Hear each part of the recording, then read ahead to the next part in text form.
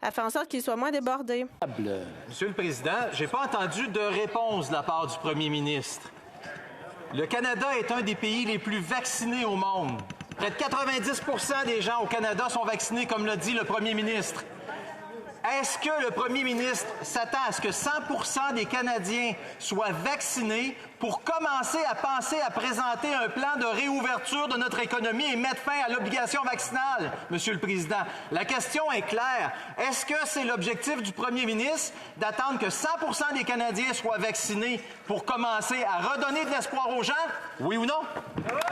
Les honorables Premier ministre.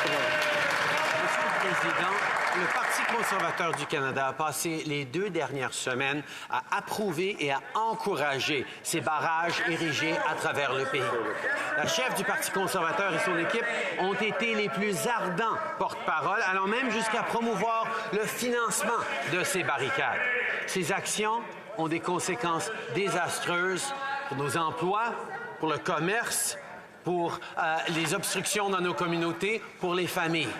J'espère que le Parti conservateur va continuer avec sa position d'aujourd'hui et de continuer à appeler à une fin à ces barricades. L'honorable député de Mégantic-l'Érable. Merci beaucoup, Monsieur le Président, et j'espère que le premier ministre ne se cachera pas encore comme il l'a fait au cours des 2 dernières semaines et qu'il sera présent, Monsieur le Président, pour être en mesure de justement de parler et d'écouter et de faire en sorte qu'on puisse mettre fin à ces protestations. On veut la fin des protestations, on veut la fin des manifestations, mais on veut aussi que le premier ministre s'engage à présenter aux Canadiens et Canadiennes un plan. On veut que ce premier ministre fasse ce que tous les autres paliers de gouvernement ici au Canada ont déjà fait, présenter un plan de réouverture à la population. Pourquoi est-ce qu'il s'entête à refuser d'écouter les Canadiens et à présenter un plan et de redonner un peu d'espoir aux Canadiens, Monsieur le Président? Honorable Premier ministre. Monsieur le Président, je suis très content d'entendre l'honorable député condamner et appeler à une fin à ces barricades aujourd'hui dans cette Chambre.